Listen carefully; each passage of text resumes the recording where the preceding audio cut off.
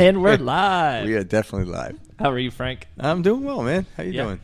Good, good. Good week. Yeah, you know? right on. Yeah, had a good time. How about yourself? Anything cool going on? Man, a lot of cool things going on. A lot of excitement stuff, Talk about where you're heading. Where are you going soon?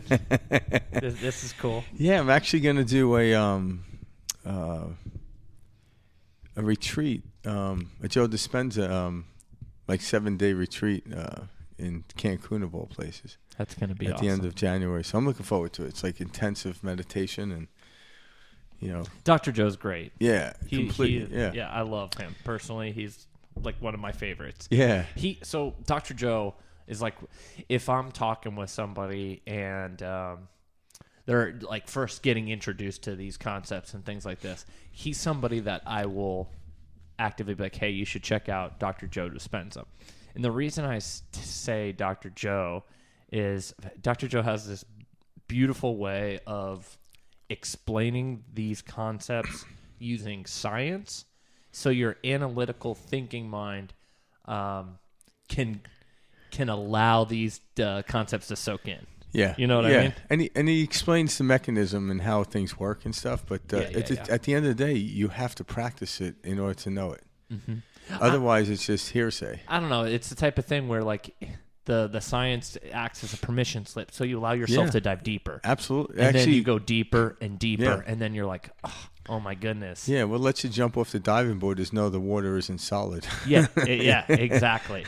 So like it's a way for those, scientists, those very, I need the math, to people, to kind of find a digestible way to begin to dabble with these concepts. Yeah, and experience them. Yep. Yeah, and that's the biggest part. Yeah, because the truth is we always use these, we're always working in the field of this, but we just, because we didn't get the results we wanted, is because we were putting the cart, like I always say, in front of the horse rather than the horse in front of the cart. And now, so we go into what we call the quantum field, which meditation stuff brings us there. And then we come in the physical world, it produces the world in which we imagined. But a lot of times we're so focused on the outside world, and we get reflection back. And that reflection, we believe it's very real. And so this like hardened, reality that we're experiencing. Well, it feels real, but it's just a replication of what we've already done. That's why even a lot of what we do and go over, it's not that it's bad, it's just redundant. And the redundancy of life, like how much pizza can one eat before they're tired of pizza? And that's what I'm still trying. Yeah. I eat pizza every Friday. Mike's pizza. Not a quitter. He's like, dude. Frank, that's a bad example. I'm not a quitter. Yeah, that's a bad example. Right? That's funny. No, that's a great example. Yeah. It's but never again, like get old. we talked about last week, going stepping into the unknown, which generates excitement, and then when you actually experience the excitement, joy is what is the after effect of that, or the byproduct of that. And that's really what it's about. So, and one of the things, like, I've mentioned this before, and to some degree, meditation isn't necessary in order to live on this planet. It's not. But it's a great tool if you want to control the world, the outside world in which you live in, how you experience it. It really is an amazing tool. Again, I use it every day. I know Mike does. I use it several times a day, depending on if I want to keep that ride going. And that's why I'm excited about doing this. It's kind of their master class, if you will. It's a 7-day full-on meditation, like all day long. And that's going to be great. My head's going to blow up. Well, like I always tell people, too, who are just starting with meditation, because the biggest thing is everybody will say, oh, yeah, meditation sounds so great. I wish I could do it. That's what everyone says, right? They're always like, I sit down and I just can't. My mind's all over the place. I don't know. It's just not for me. And that's not true for anyone out there. So, like, I mean, that's like trying to surf a wave and falling down twice and saying, hey, just surfing's not for me. No. Or not even going in the water and saying you can't surf. Yeah. It's very, this is something that you got to just practice at. You can't sit in front of the computer and play Beethoven. And but don't worry about your first week. You won't get bit by a shark if you meditate. Yeah. But like, so that type of, hey, it's just not for me. I tried it. You'll get past that. You'll break through that. Yeah, and also too, like even with the show here, if people are tuning in and listening, they're already on the fence. Mm-hmm. That's why, with this information, you never go up to anyone and just reveal it, because if someone's like, I can't meditate, they're right.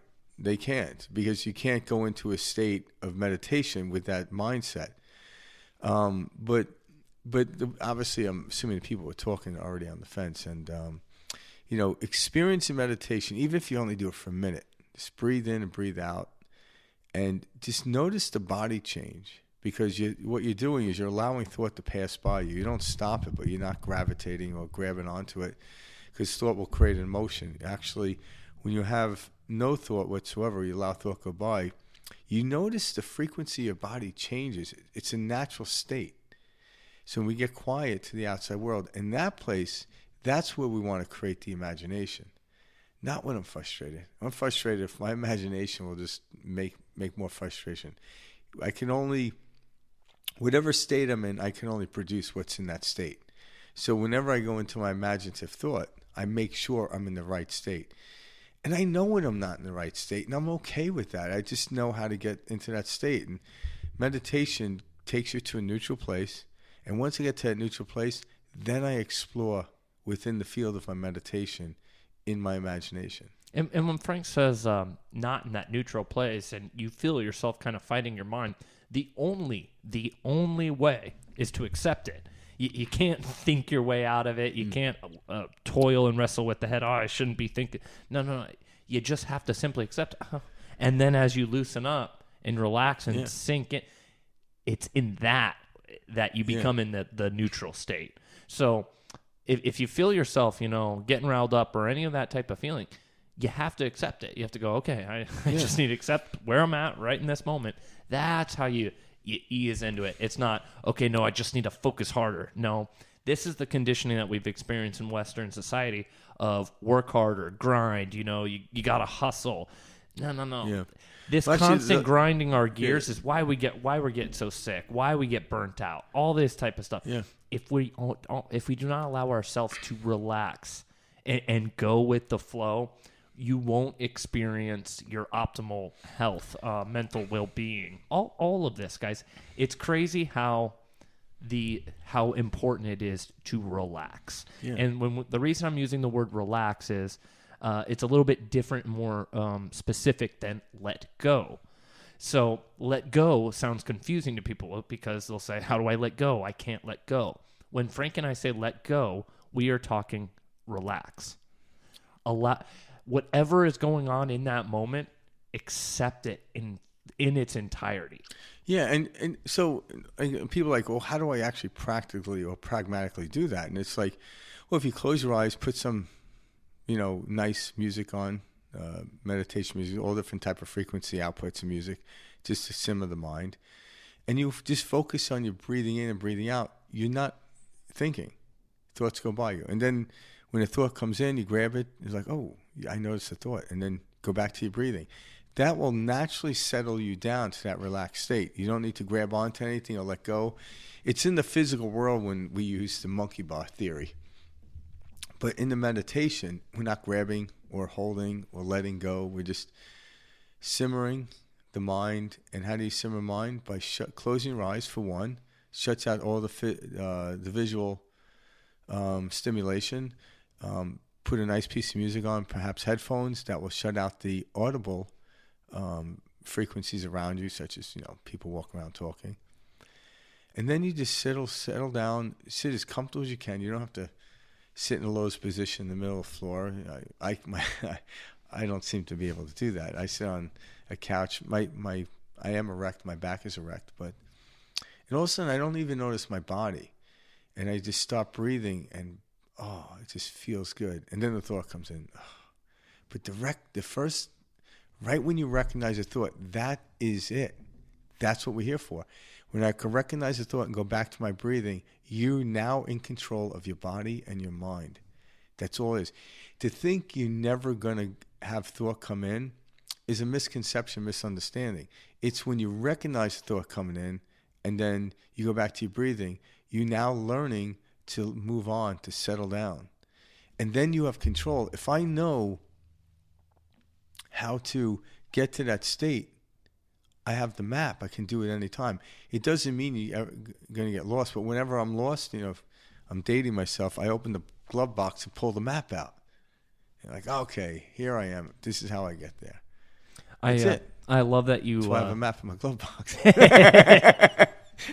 It's all about the metaphor, guys. Dad, put the GPS. No, we're doing it old school, old kid. school. We're using maps. But yet I'm using my Bluetooth on my phone.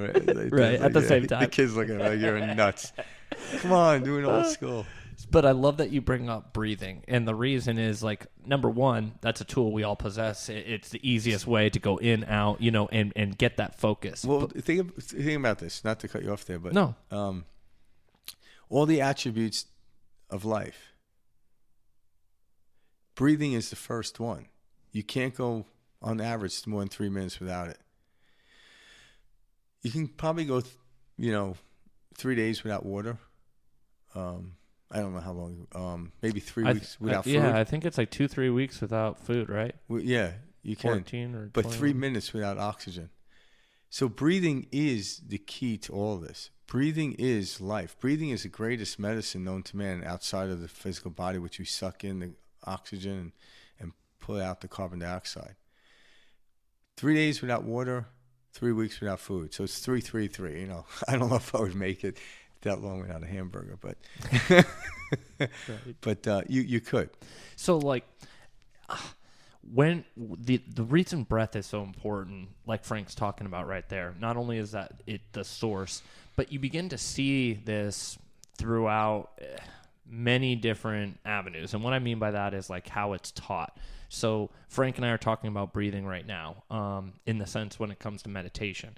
And then you'll have doctors who will introduce this, to people, who have high blood pressure, like Frank's saying, but from like a medical perspective. Okay, let's use breath work in order to do this. Then you've got like the military, and they use techniques and they call it box breathing.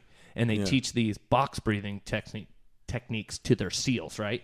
And so everyone puts their own little spin on this breath work to match your mental picture of what you're trying to achieve. And what I mean by that is like a doctor's like, okay, I'm going to take this to you in a health way. Frank and I are taking this to you in a mental stability, wellness, spiritual aspect. Which is health. Well, yeah, it absolutely is. Yeah. But then you have the military who's teaching it in the sense of you're in high tension situations. Which is health. Yeah, which is health. Of course, this all is. Yeah. But you see how we're framing it differently? So the military, you're not meditating. We're not hippies. You're box breathing. Yeah. Oh, yeah. You see what I mean? And like we do this to frame it for the mind of the individual who's viewing this so they can digest it.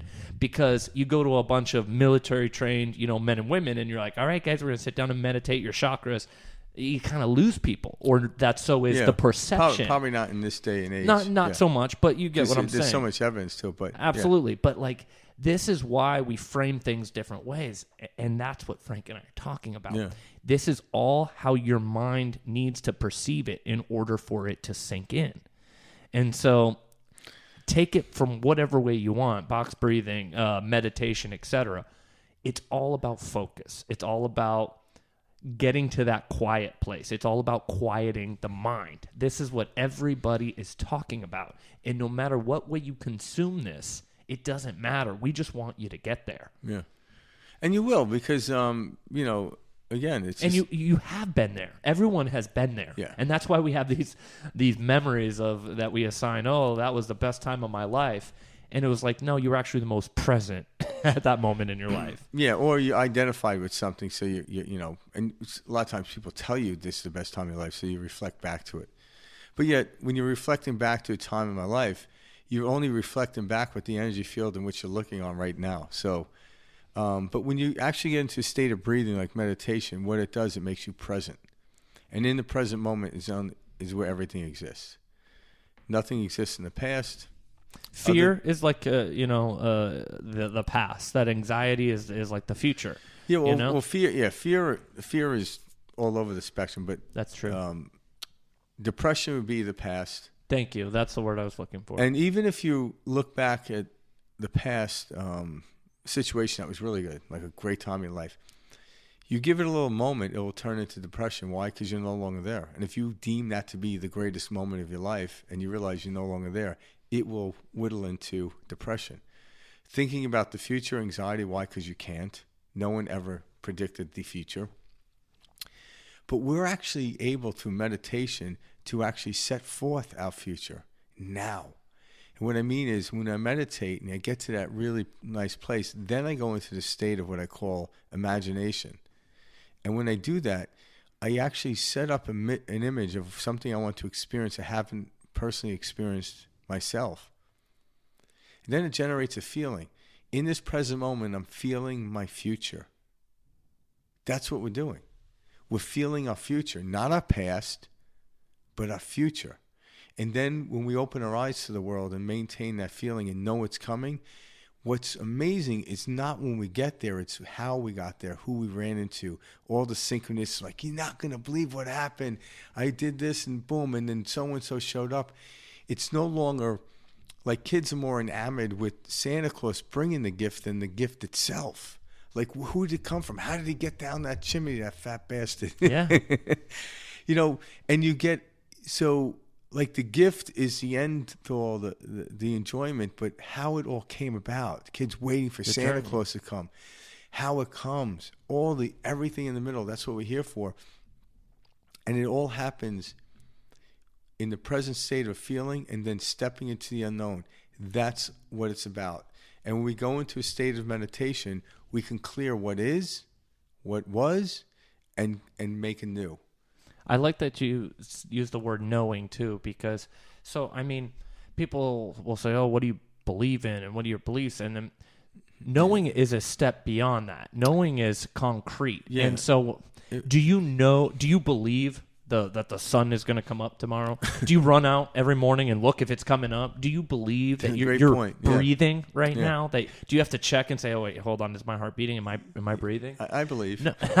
No, you know. Yeah. And so when you can get to that same stage of knowing with these concepts, that is transformation. That's a great point, because to get into the unknown, you have to let go of all belief.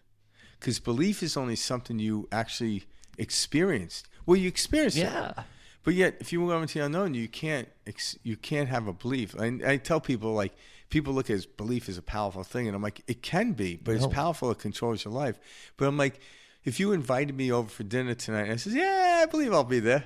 All right, buddy. What do you mean? What kind of bullshit answer is that? Exactly. Yeah. Karen's like, are we going to get married? I'm like, yeah, I believe we'll get married. I believe so. Everyone tried that on their significant other. See how it works. I know.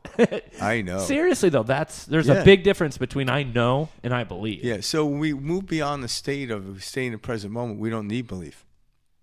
There's faith, and then there's knowing. And that's where meditation can take us. Belief has its place to get me to the edge of the cliff, but I have to have faith and knowing what's going to happen or what's going to feel as I jump. I have to let go of belief once I let go of the jump off the cliff. I have to. Belief isn't going to help me out. Because belief I only know what happened before.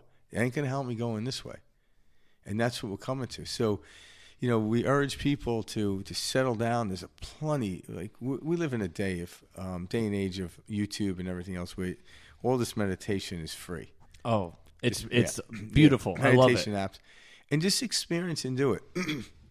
There is no right or wrong way to meditate. If you get frustrated, amazing. It's just an amazing experience. Well, let's also talk about a little bit what meditation is to us.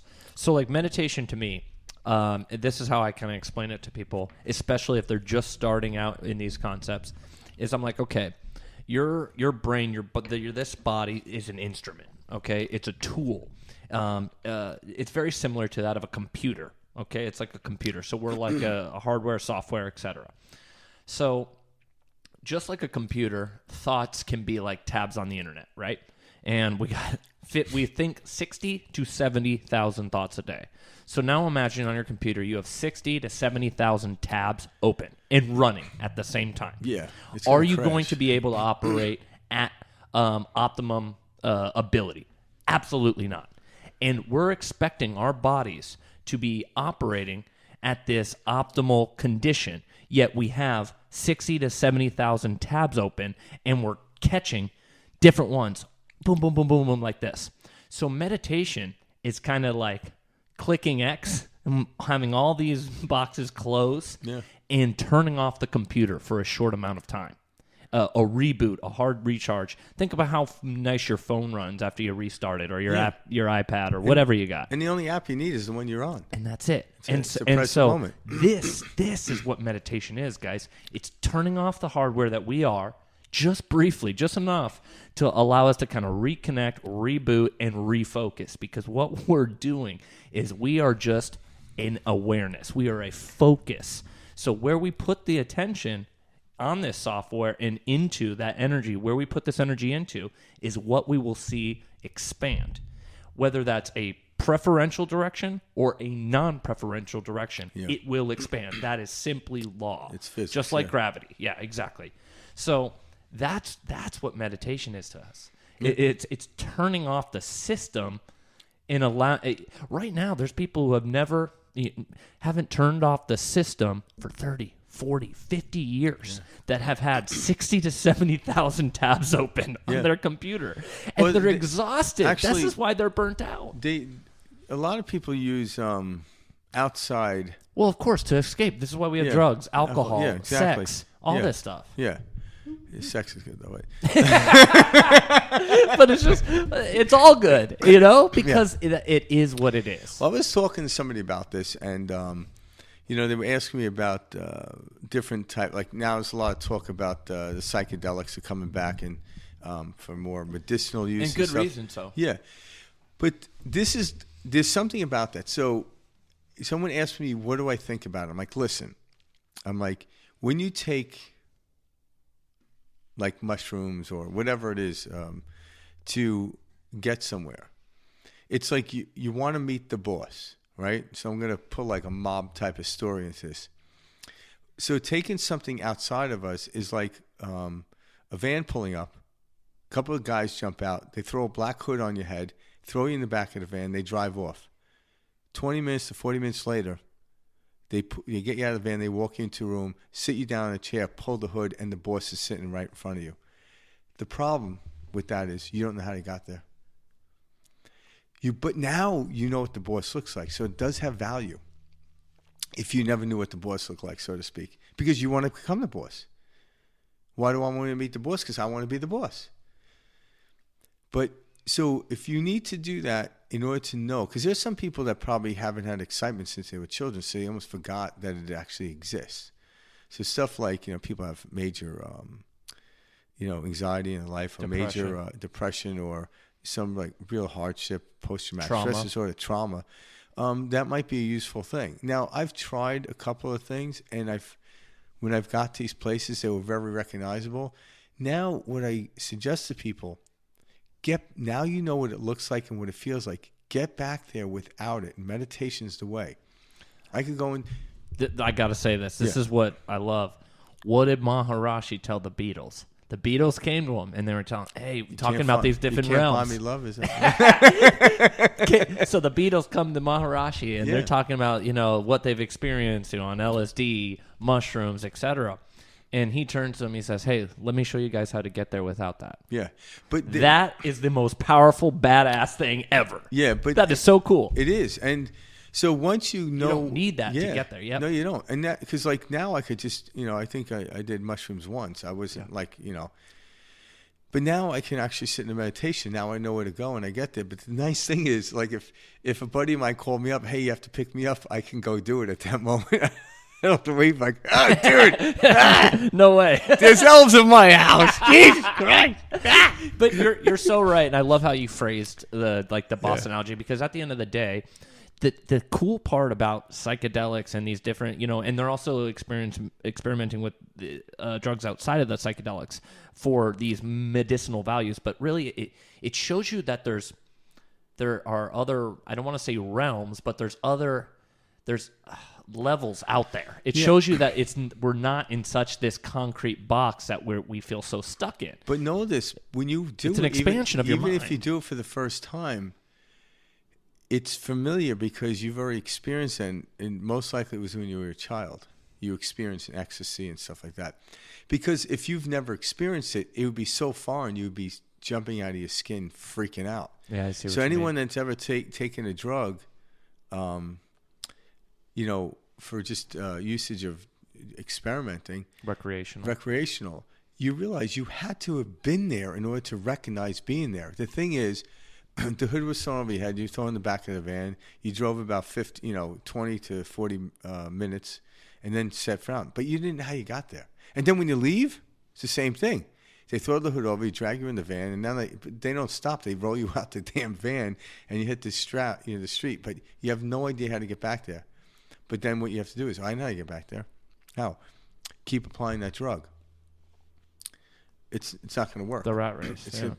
And that's just like anything in life. It's not that, like, there's a lot of indigenous cultures that use these psychedelics and stuff, but it's a ceremony, and they use it once, and they tell the person that's coming of age, you got your vision, spend the rest of your life getting there and trying to remain there without the actual. Is that ayahuasca? Oh, peyote, ayahuasca, yeah, all of them. Yeah, it's cool seeing how that's part of the different cultures. Part of it is to that. Now you know what the vision is. Get there on your own, because when you get there on your own, you then become the boss that's sitting in the chair across from the other person. Yeah, at the end of the day, it just shows you what the mind is capable of. Oh yeah, and then you're like, ugh. And so meditation, you begin to train this mind. Yeah, and if you understand how meditation works, you actually start to create the world in which you're going into, rather than through feeling, through imagination. Yeah, exactly. So you're no longer. But you experience these very high states when you're coming out of meditation. These very eyes wide open feeling, and that. Yeah.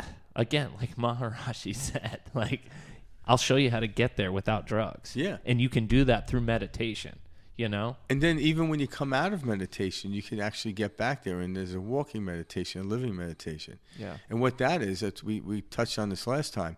When you completely disassociate or disconnect from the outside world, just like we do when you go to a movie, that's why you enjoy a movie. When you disconnect or disassociate from the circumstance and situation around you, that's a walking meditation. That's staying fully present. The only way you can have a feeling about something is if it's a past memory program. That's why I'm like, oh my God. I'm like, how do you know to say, oh my God? Because it happened before, and now you're utilizing the feeling of this thing onto it. Even if it's a good feeling, try to get out of that habit and stay present, because now you're in control. But if you're not present, the world controls you and runs you over. So Frank brings up past memories, right? And what we're associating with, et cetera. That is what we see ourselves as. So we have this very mind-created self, this persona. And what the persona is it's a series of past memories that we have bundled together, and we carry them with us, and we say, this is who I am. Many of these memories half of them aren't even true. Most are factual at best, or semi-factual. Everything is factual and not factual. Yeah, that's why I'm kind of like on that. Yeah. So, but it actually, what it does though, it has a frequency in the physical body. So when I think about a time, whether I deem it to be factual or not, it generates a feeling that I may or may not like. That hardens into fact. Yeah, that I may or may not like. And that's, that's like lucky and not lucky. That's not the game we want to play. And so these memories, these experiences that we carry around, and we say, this is us. This is my persona. This is why, like, a lot of people who experience trauma or go through depression, things like that, when they're sharing with other people, or they don't feel like they can connect, is they feel like they have to wear their baggage on their sleeve. Like, this is who I am. And it's like, no. You're a new person as soon as you walk out the door. I always kind of explain it as, like, think of yourself like going to, like, a new job. Everyone has started a new job before. And it's very much so, like, you're a new person. You're a fresh start within that office. You don't have to play that same role that you played at your previous office or whatever. But, like, this is what these different we take on a persona. So however you're presenting yourself is and looking at yourself is actually a bunch of mistruths, stories that you've been carrying around with you for decades. Yeah. And so that would be called the subconscious mind. Yeah. And the subconscious mind is responsive to the body. So the body reacts to it. It generates a feeling. So it sees something, the body reacts to it and generates a feeling. All right. Well, so we're not our bodies. We have a body, okay? Yeah. We're a spirit, and we carry a body with us. Yeah.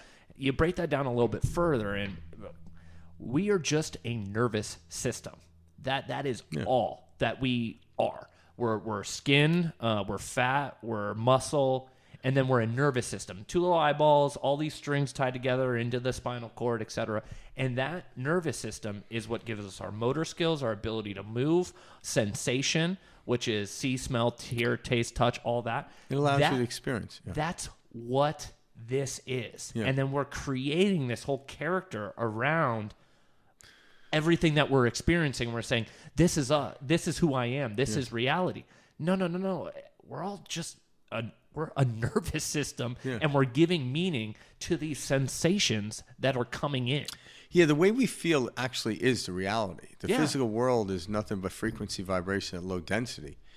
So what is the reality? How I feel about it. So I remember like Alan Watts said, what is reality? And he hits a bell. It's a sound frequency vibration. And that's reality because why? It generates a feeling. But this here isn't reality. It's just a wooden table at a low density frequency. It's matter. It's allowing me to rest my arms on it. Mm-hmm. But how we feel about the table is what generates my reality. And if we actually can choose how we feel and perceive something, we own our reality.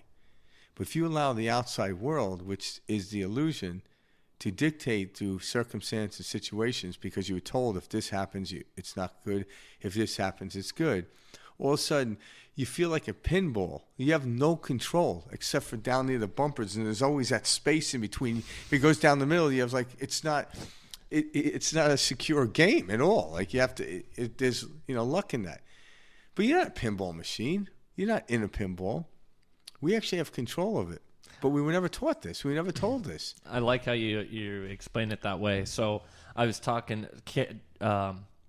Frank and I, one of our good mutual friends, her name's Kayla. I was talking with her before today's show, and we were kind of chatting about the stuff. show would not go on without Kayla. Truly, yeah. She does everything behind the scenes. We're not even joking. She's awesome. Dead serious, yeah. So we're chatting and stuff, and she said something so brilliant, and it was perfect because, like, the more simple you can say something, that's how you know you get it, and it's just it resonates with people. So she was talking about this, and she was like, consciousness.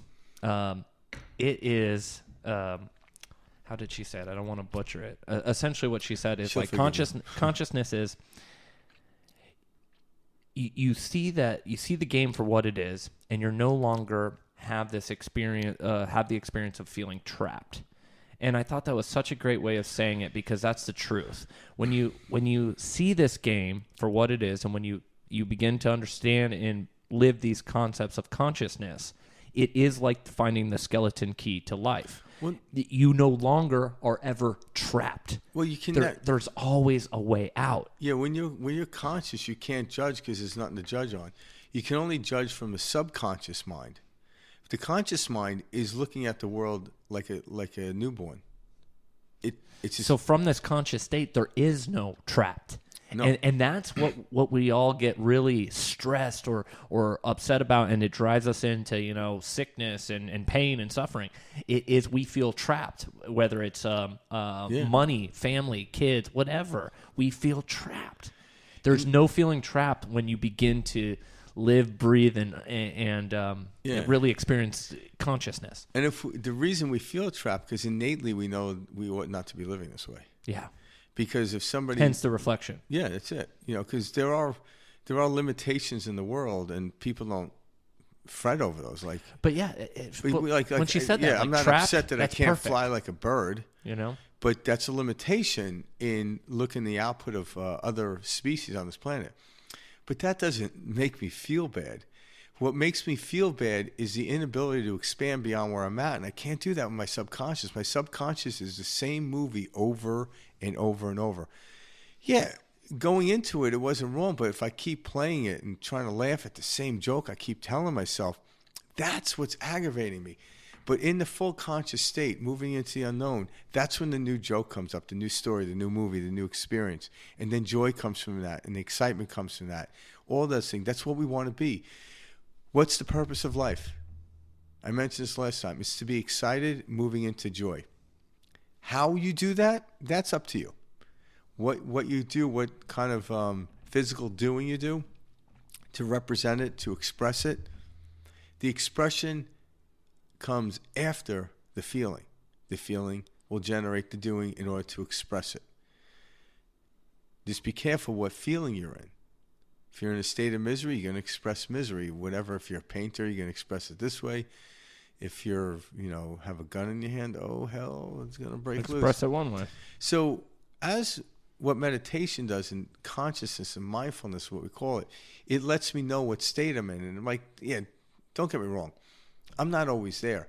But when I'm in that state that I'm not in a good place, I know not to do anything. I don't call Karen. No, truly, you don't act because you understand. Hey, nothing good comes from this place. No, it doesn't. You're right. Yeah. I know what you're saying. That in itself is a huge step. And that's all you need to know. It doesn't mean I'm never going to get there. I just don't act when I'm in those states. I do my best. And then because I witness it, all of a sudden, I start to get to a neutral place. Mm-hmm. Sometimes I sit down, do a meditation, or breathe, or a lot of times I just like, wow, where did I go? And I can't tell you guys, or I'm sure everyone can relate to this, but how many people wish that they didn't get sucked into that person? You see this all the time with road rage and stupid petty fights in areas. And people are so upset about something going on in their life that's personal, and then they just snap on somebody. And it's in that lack of self-awareness that these stupid things happen. We have so many frivolous lawsuits and dumb things going on. Yeah, but those things are what remind us. So, well, that's the reflection playing out. You it. are experiencing what your emotional inner dilemmas. You're playing them out in real life through petty this, that, lawsuits. Pettiness is the greatest teacher. It is. Because how is that working for you? That's the question. I remember my dad I was doing something when I was younger, and he's watching me. I'm getting frustrated. He just looks over and goes, how's that working for you? Hell yeah. How's that working for you, moron? I like his style. Yeah, how's that working for I'm you? like 5 years old. How's that working for you? I was a little bit older than 5, but that's awesome. Yeah, but it is. And so ask yourself every day, every moment of the day, how is this working for me? All right. And just by answering that is a conscious thought. You have to consciously bring that in. And when you consciously bring that in, you change the neural pathways in your brain, you settle down a little bit, and then you have a better vantage point of actually looking at the world differently. When you're in a neutral state, you get to choose the way you look at it. But most people never make it to the neutral state. They do when they fall asleep, but then you're not conscious, so you're not really making decisions. But when you wake up in the morning, you might be in that neutral state for a split second, then you're like, oh shit, it's Monday? And then ask yourself, what's the difference between Monday and Sunday? Nothing. Unless you tell a story. Because every Monday that you experience, you were forced to go to school, left a ding on your psyche, on your subconscious, and then it's Monday forever is that, And then you can't wait for Friday, And then that Friday does feel different than every other day of the week, and people can say that. And the reason being is it's a collective consciousness that. But then you get to a certain part in your life where Friday comes in, and you're like, shit, it goes so quick. Now you're not even enjoying Friday. Yep. It's like it's miserable. Like you're like, I'm going to work overtime. Might as well work overtime. That's the mind for sure. Yeah, unless the game's on, I got to get home and watch the game. But so. As we sit there and even if you watch a football game, use it as a meditation.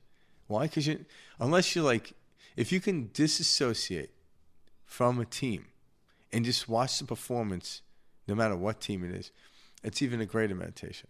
Because now you don't care about you distance yourself from the outcome. Whenever I run into people, especially at the gym, like on a Monday morning, like, how's it going? Oh, goddamn team lost. And I remember Eckhart Tolle said this, and I thought it was funny. He's like, oh, my team lost. And he's like, oh, what do you do for the team? Seriously. It's like you're not, you're watching It's a team. conditioned response. My my team lost. team, I must not be happy, which is just foolishness. Unless you're like $5,000 on the game, I could see it. Yeah, seriously. Again, that's just a mindset as It well. is. But actually, if you're sitting there watching football or any sport, and you're just watching the performance, that is a form of meditation. And what you're not doing is you're not attaching any hard emotion to it.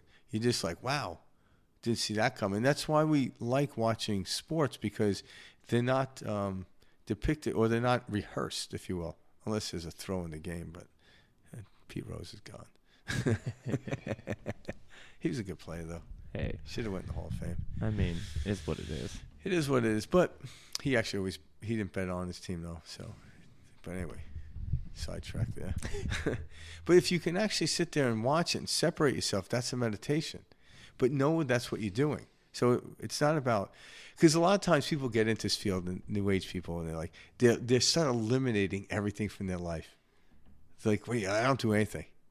I'm like, you sound like a scared puppy that's not going to go outside the door. I'm like, get out there. I'm like, what good is this information if you're not going to get out in the world? They're going to hide out. It's like, no, it's a crazy world out there. I'm like, the crazy world is in your head. Yeah. It's all it is.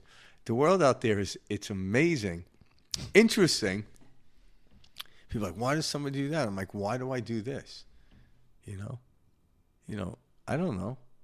Maybe it is an old program I'm picking up, but when I become conscious of it, I could change it, just like an actor or an actress does. But then if you could step into a moment without any preempting, like the greatest acting people do is not even a play where it's scripted, but it's going into some type of ad-lib type of situation where there are a bunch of people on stage and improv, and they just throw a prop or an idea, and all of a sudden the people play off it. That's what we want to live. So those people on stage are throwing an idea, and they have to act it out. That is the highest form of acting. This is what we hear. I want the world to throw something, and I want to improv it. I don't want to write the script and come in. Because what happens is eventually I'm going to write the script, and someone's going to fall out of place, and I'm going to be like, cut! Jesus Christ! And that's what it is we're like walking around with that, what do they call that thing? I don't know what they call that. Yeah, it's but I know, for the movie, the slate or whatever. Yeah. I don't want to walk around with the slate. I want to walk in on stage, so to speak, and then someone throws out something at me, and in the present moment, I'm going to play with it and make it as best I can. And guess what? Who's to say it's good or bad? If someone says it's good or bad, they're judging it based off a previous understanding of someone doing this. Because the first time someone sees someone do something in a situation like that and they laughed, they shot that picture, and they said everything from this moment on must match this. If it's not as funny. And they lose out on everything.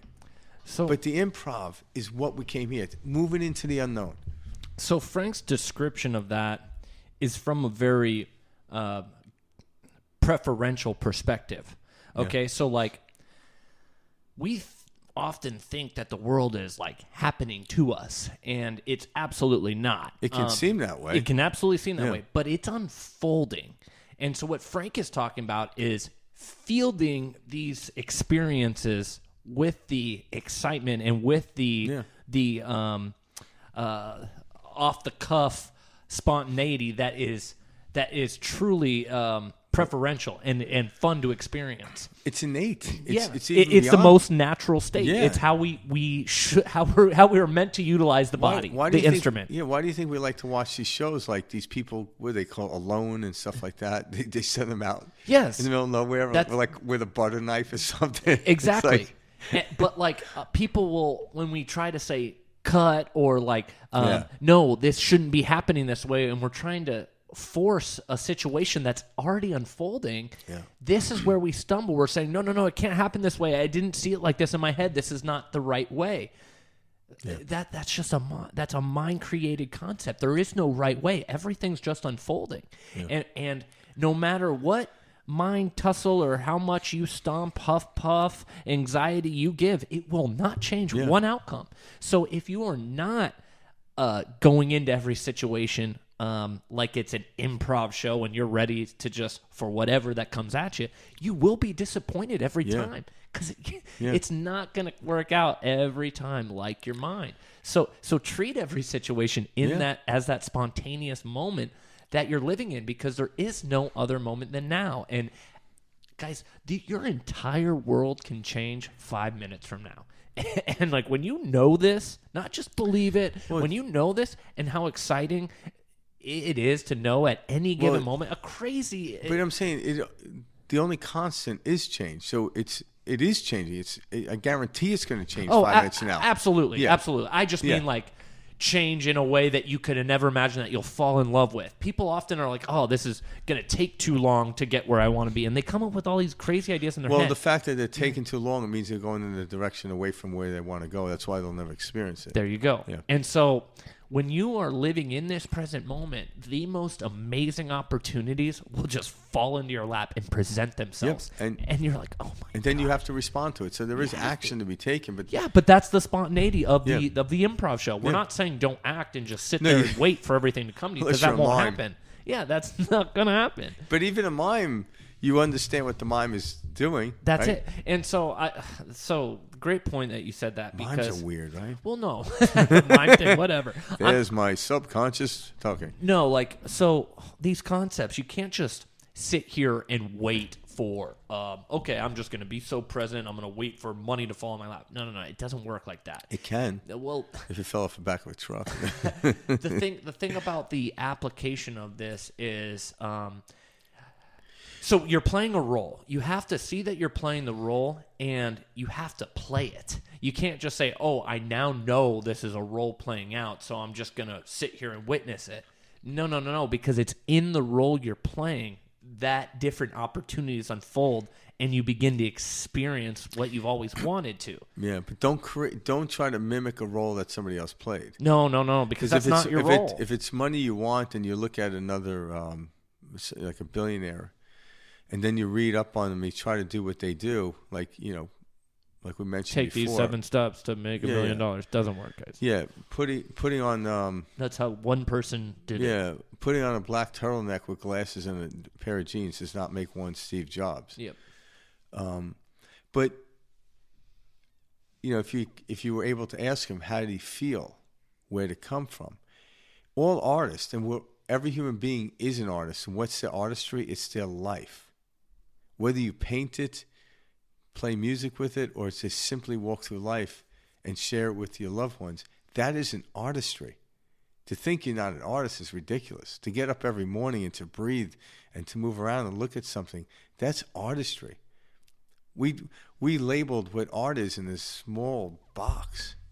If you're not painting or playing music or writing a book, you're not an artist. I'm like, we're all artists. You're just expressing it in different mediums. And what is a painter doing? They're expressing what's inside their head.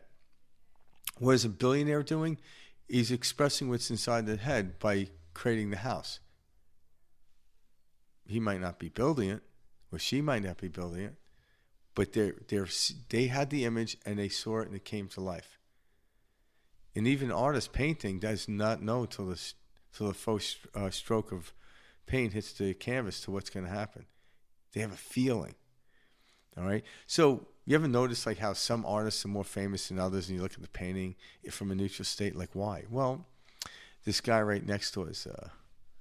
Van Gogh. Van Gogh. Why is he one of the most popular painters?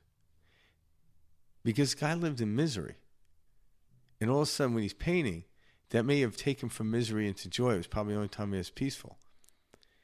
But a lot of people on the planet live like that. They live a miserable life to a degree in which they know they can live beyond it. I'm not saying it was miserable as his, as the story goes, but this is why we relate to it. There is no such thing as bad or good art. It's relatable art. What music are you relating to? What was the artist's motion in that? Right? So you look at like Nirvana, great stuff. Well, what was the emotion of the musicians relating in that? Now, I'm not going to sit there and speak to think I know what Cobain and the rest of the band were thinking, because that would be ignorant of me. But there's a lot of suffering.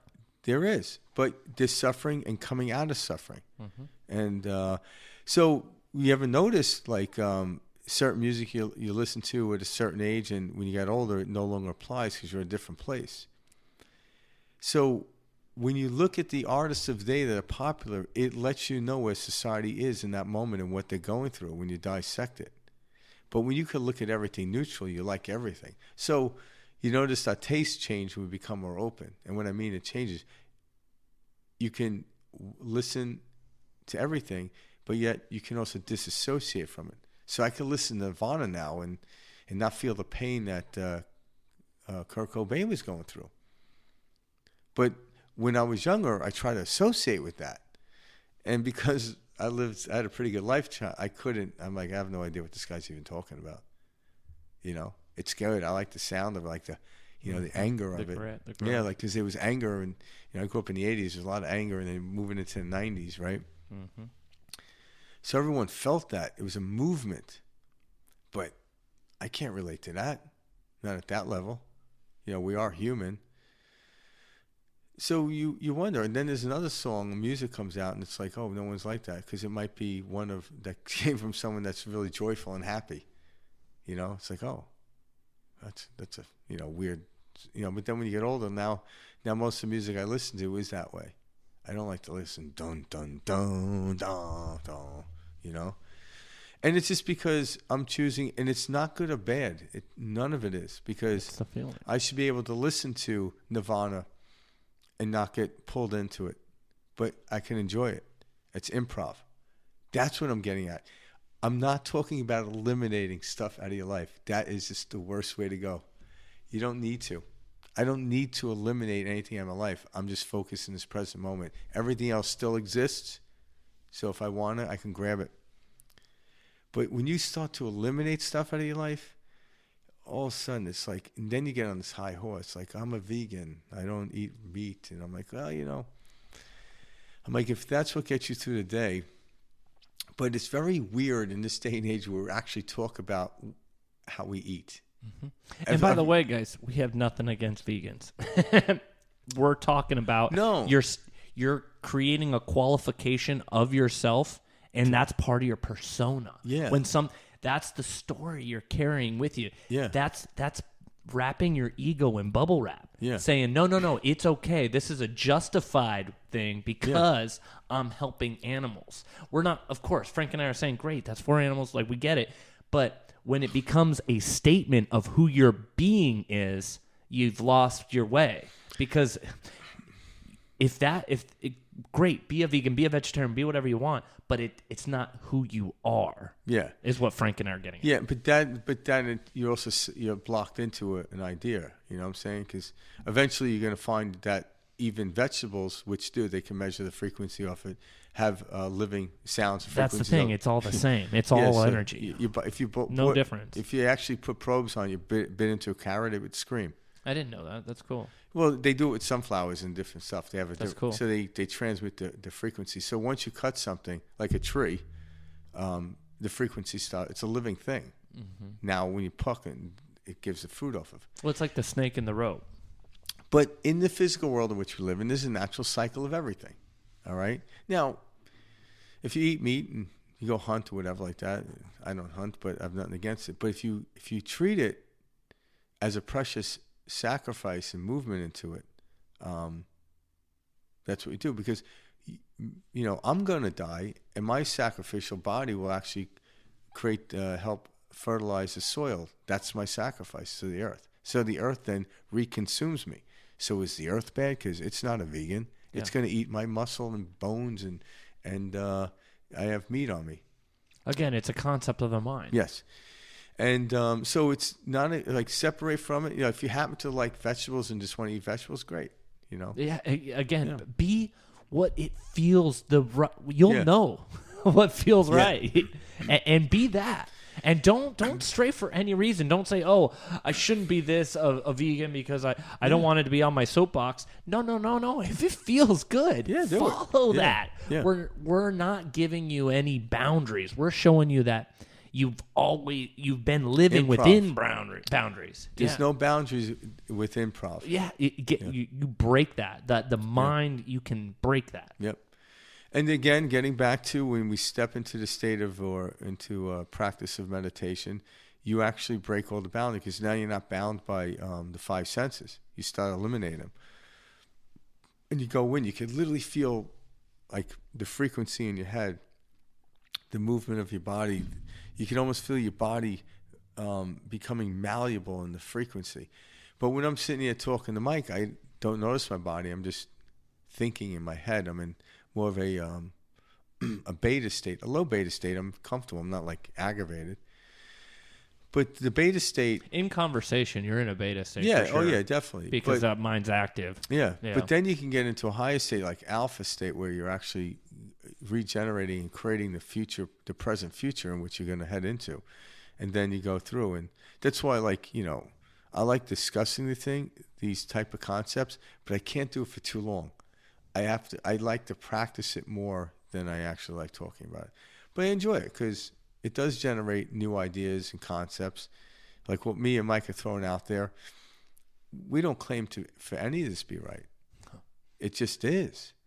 And we're working, like, it's how me and Mike experience life, and we're just allowing people to watch us do it. And you'll know what's right and what's true. Yeah. Because of how it feels. Yeah. When these concepts were introduced to me, it was like the first time, like, coming home. It was the first time my heart heard something, and it knew it was truth.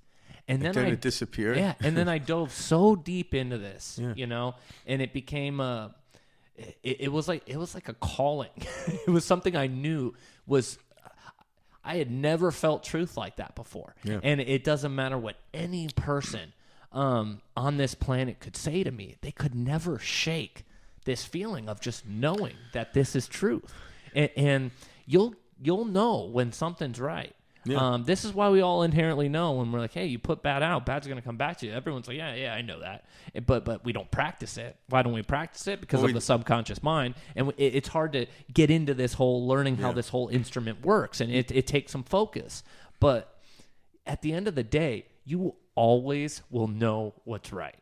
Yeah. And what's true because of how it feels. Nothing that's so far off base or not true will resonate in your heart or will resonate with you.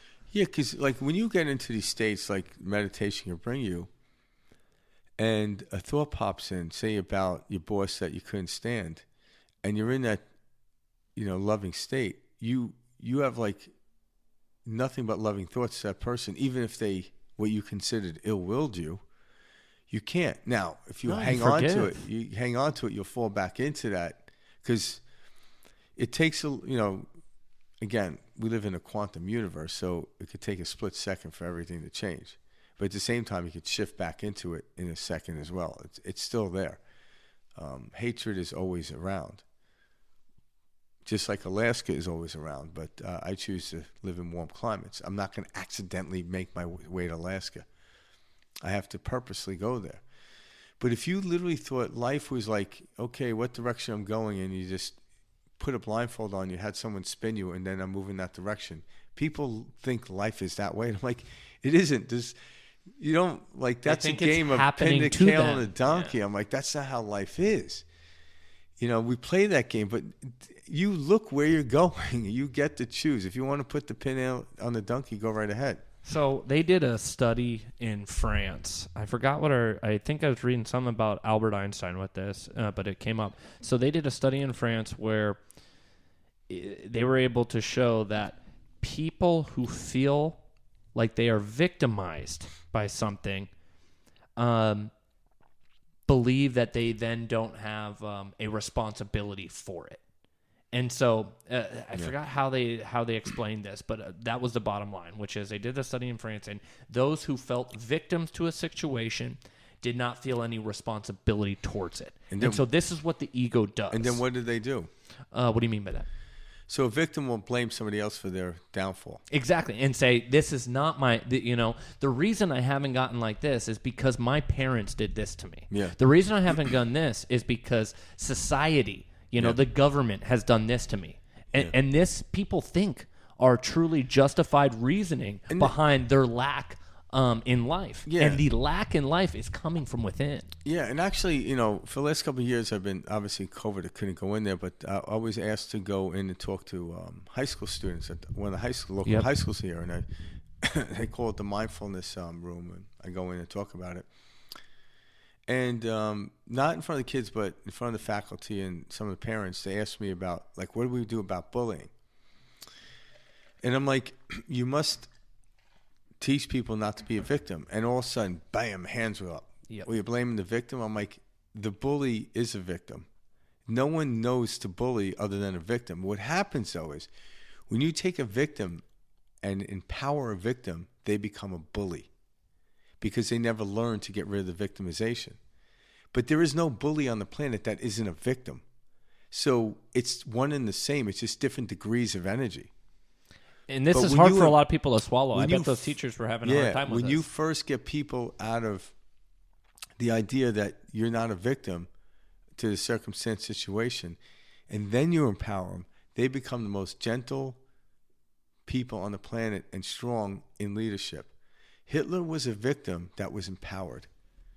He was a victim. He blamed everyone for his fault, and then he was empowered. That's dangerous. So be careful. When you empower people, make sure they're not a victim, because you'll get another Hitler. Victimization is a state in which we fall into. So the bully, again, was the victim. So who's right or wrong here? Yeah, different degrees of victim. That's all it is. And now we understand that we have control over it. So this cyberbullying, I'm like, all right, what's going on there? When I was a kid, the bully came up to you and socked you in the head and knocked down your lunch. What's cyberbullying? Someone typed a phrase about me? Why are we getting so caught up in that? Right? Now we have to eliminate what we say. Again, I don't purposely say anything because I know someone's hurt out there. I'm not going to purposely do it to prove a point. But you're going to lock yourself in a box and put earplugs in your ear because you're scared about what someone's going to say because you get offended. That ain't going to help you or anybody else. And because that will start to eliminate you from the party in which you go to. Well, and I think we're seeing this kind of play out just like within culture and stuff. So like we have the millennial generation, which obviously I'm a part of. And so you're obviously well, like I need to say this because we were raised where it was like, oh no, let's give them a trophy. Let's do this. But let's step back and not say millennial X. No, you're right generation. Because we're labeling it, and there's no need to label. Also, now we have an idea of what these damn millennials. Well, I'm like, you're totally right with that. They're people. I see this all the time, and like you're saying, rather than teach people how much power they have, and that, hey, what is said to you, what you're experiencing, you don't have to play into. You don't have to allow this to get under your skin, get within you. You're giving your power away. We don't teach that. In fact, we teach the opposite. We say, oh, you're right to feel this way. That's not appropriate that this person is doing that. So we have now conditioned people that how the outside world is affects your inside world. Yeah. And we've conditioned that you are now justified in your grievance, strengthening your ego, but because that person did wrong and you shouldn't have to feel that way. So this conditioning goes on from a very early age, and this is backwards, this is wrong, this is incorrect, and you will not experience what you're looking to accomplish, a preferential experience. It's a long way around. So backwards. When someone tells me a story that I will validate them, of course you feel that way. But then I finish up, but how is that working for you? Because it's not. You know, it's not like if you get a victim and give them a bat, they're going to turn into a bully because they can overpower the guy they want. Like I was raised to watch movies where the skinny kid was being picked on. At the end of the movie, he knocked the guy out and we're all cheering. I'm like, he's now the bully. Yeah, see? Like, wow. Like, what the? He's now the bully, but we celebrate. Oh, good. Yeah, he's a good bully. Yeah. He's the good bully. That's truly what we It's do. nutty. It's we a do nutty shit like way of this all the thinking it. time Yeah. in our society. Yeah. Because we choose who's right and comfort wrong. the ego. Yeah. And what's interesting is like, We now say, I would have done the same thing. Yeah, but then like the storylines started changing. This is how I know we're getting better at it. So you watch these storylines, and when we were young, the good guy and the bad guy was, they put the good guy in a white hat and they put the bad guy in a black hat. It was easy to tell. Yep. Now you watch a show and it's like, you watch Dexter. I'm like, he's a serial killer, but he's a good serial killer. Like, oh shit. We're like cheering for the serial killer. My God, what's wrong with us? Dude, you're so right. But what that does, there's nothing wrong with it. What it does, it allows us to change perspective. You laugh about like, why are we cheering on the serial killer? Well, he's killing people that deserve to die. Yeah, they deserve, right? They deserve it. This is all nutty. No one deserves to die. Well, it's. I mean, Listen. we're not here to play that role. No, I don't think anybody. I have the ability to say No. whether someone deserves anything. No, is what I'm saying. But in the karmic aspect, if you jump off a building, 10 stories, you kind of deserved your outcome because you knew what you were getting into. No, I see what you're saying. But the actions of people that do stuff, they create deservability in it, and you're actually creating the whole situation. Like, I don't want to have to do this, but I'm going. I'm like, well, you don't. You could just walk away. Again, knowing where we're at type of thing and stepping back. This is like when you're up against a bear, so to speak. Don't try to pet the bear, but step back slowly, calmly, till you're at a safe distance to move. So this is something we have to back away from.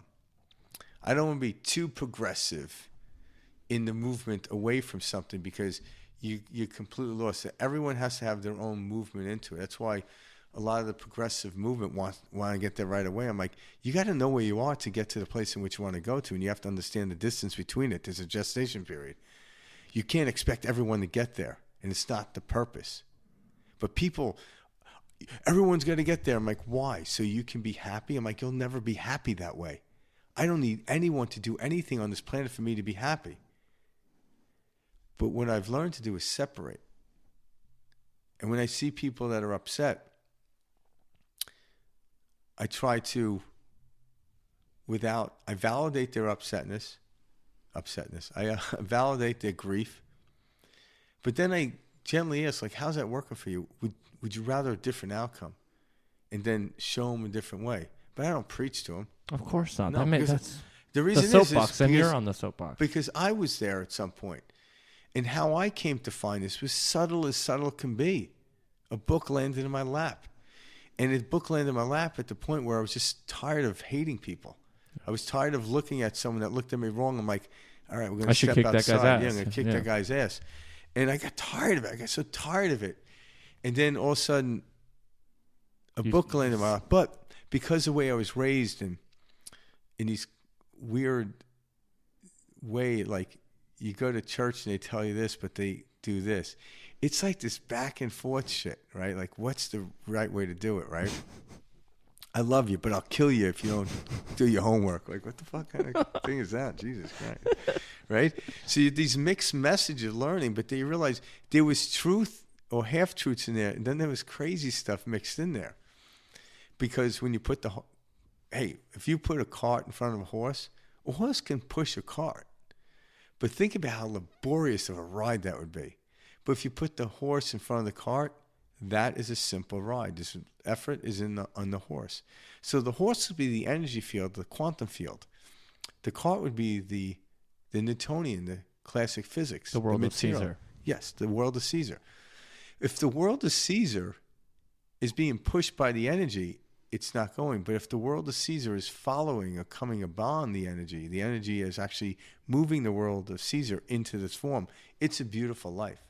It really is. So the horse must be put in front of the cart. So the energy must come first. That's why it's not MC squared equals E. Mm-hmm. It's E first. Energy equals MC squared. And when we say world of Caesar, we're just saying the Do human. you like how I did the point human. thing? Like, absolutely. Trying to make a point. Trying to make a point. Point to make. I don't even know what I'm talking about.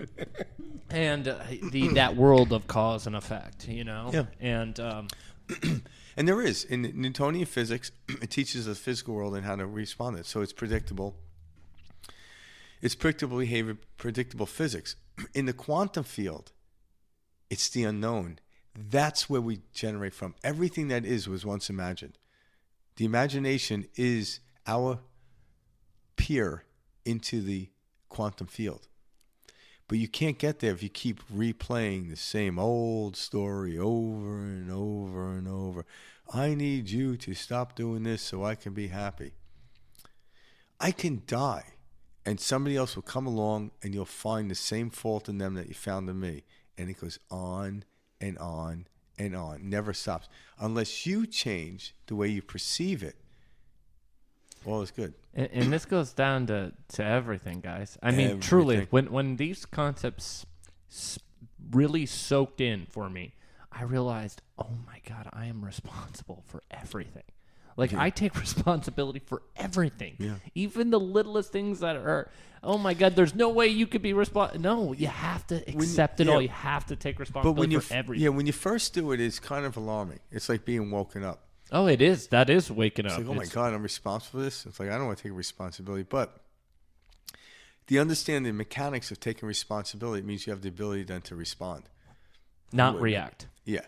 And if I have the ability to respond, I have control over how I see things. So the very thing that happened, I have the ability to perceive a different, I won't change the outcome, so to speak, but I'll change the way I look at it, and there forever the outcome starts to change. And this is going back to what we were talking about with Kayla. At the end of the day, you're never trapped once you understand these concepts. Yeah. There's no more being trapped, no way out. No. You might fall into a trap, but now you know how to get out of the trap. I was going to say, it's very momentarily. Like I fall into traps all the time, but then I know how to, I know the pin to push to get out of it, so to speak. That's it. It's letting go. Yeah. It's whoa. It's hitting the grooves on the side of the road. You're aware now. It's like having a master key. It opens every door. Yep, exactly. The door closed. Who can? I got the master key. I don't care. Yeah, I'll figure it out. Yeah. That's what I would. Something pops up, and now I just know. Yeah.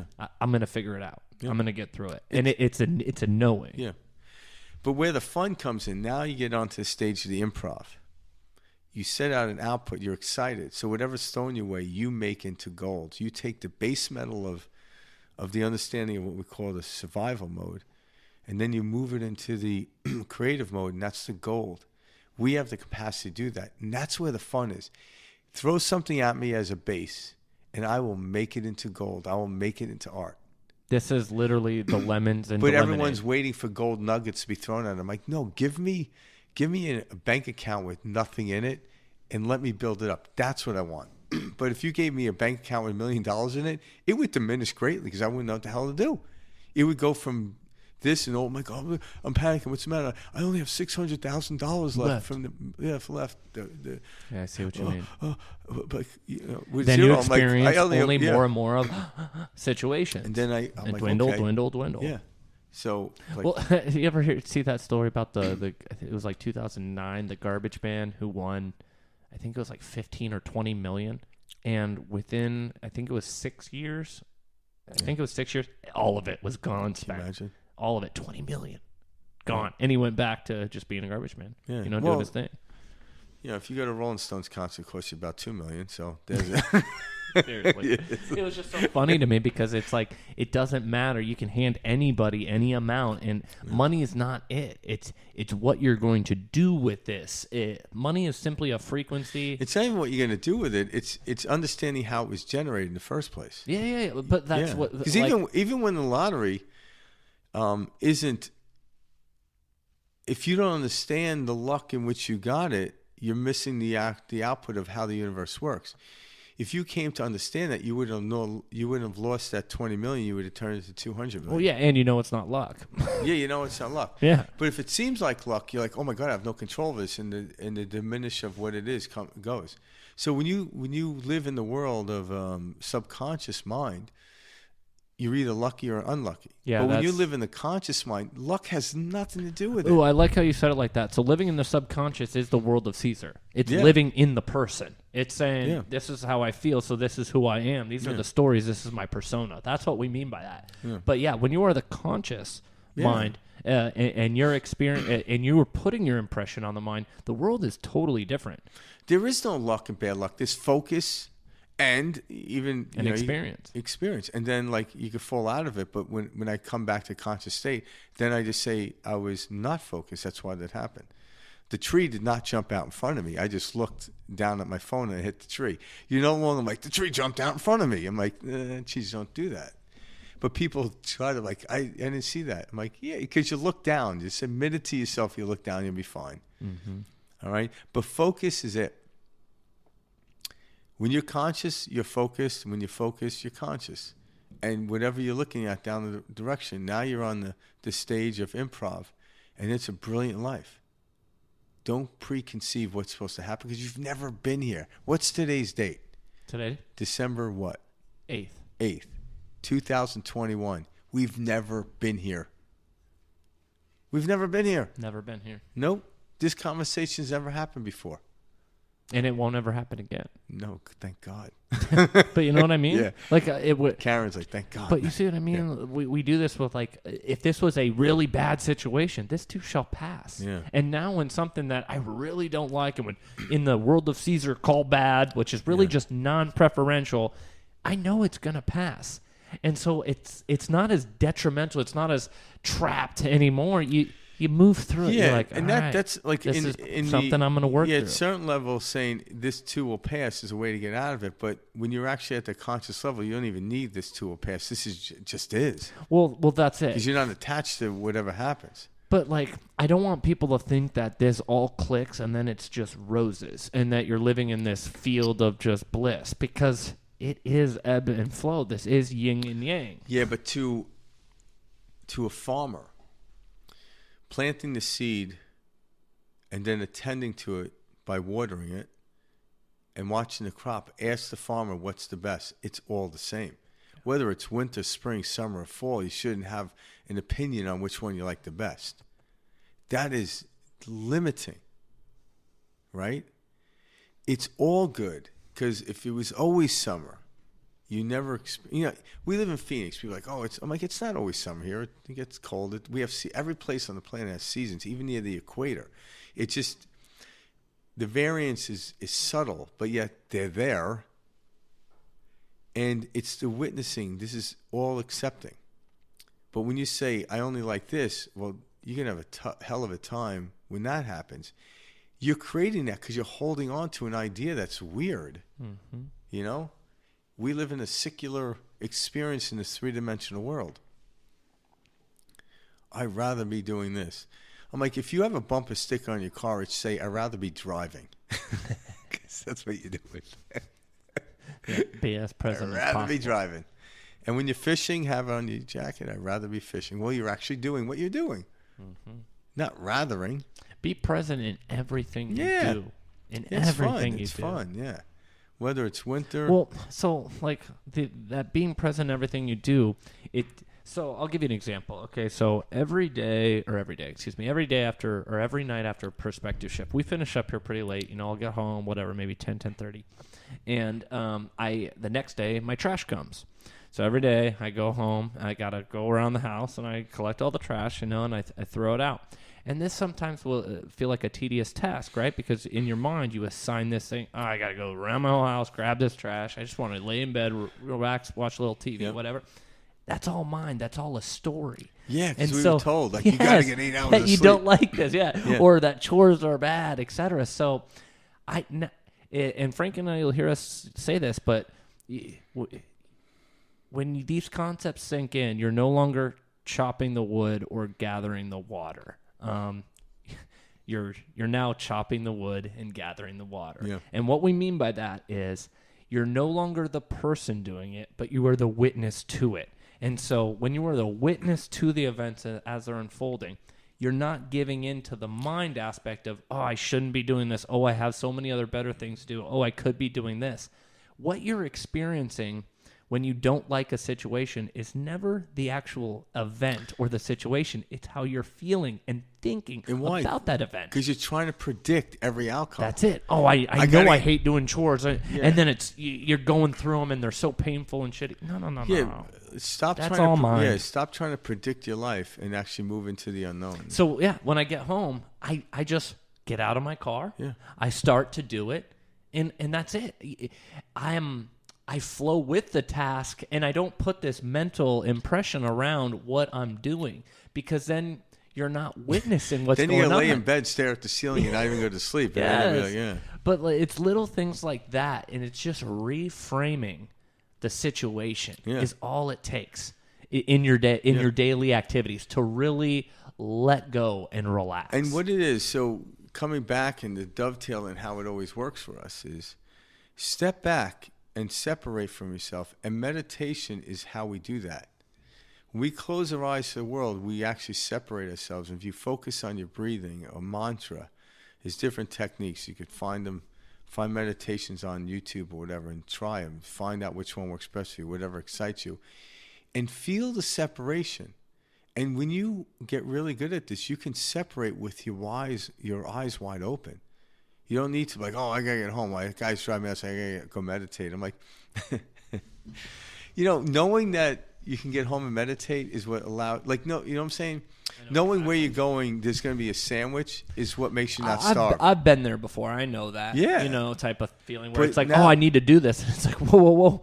Need to do something is all mind. Now what's going to happen is you're going to make meditation you make it the program. Oh, shit. You make it a program. I'm not okay unless I meditate. Yeah. You have now made meditation a program. Why are you so crap? I didn't meditate today. What? Oh, yeah, seriously.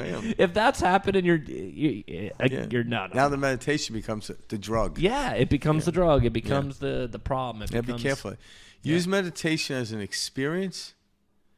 In that experience, it could show you something, but we should be able to meditate with our eyes wide open. And what is meditation? Just simply separating ourselves from what's happening around us and watching it unfold like, interesting. No thought. And become, get on the stage of improv how we were. We came here in a spontaneous moment. Scientists always talk about the Big Bang. What was that? It was a spontaneous moment. When did it happen? Who the hell knows? It was spontaneous. They was only here to witness it. Boom. What was that? Didn't see it coming. It's like when my uncle pulled a quarter on me here. He never gave it to me, though. He even never gave me the quarter. Always back in the pocket. For next time. Yeah, cheap bastard. For next time. Yeah. Got that quarter? Nope. But that's it. Yeah. That's what we're experiencing. That's it. That's perspective shift, baby. If you guys like what you heard, please go ahead and click the subscribe button below. We're also on... what are those? The podcast, Spotify podcast, as well as Apple podcast. So you can check us out there. Yeah. If you have any questions or anything like that, guys, feel free to email us, perspectiveshift2020@gmail.com. We'll see you every Wednesday. All right, peace out. Thanks, guys.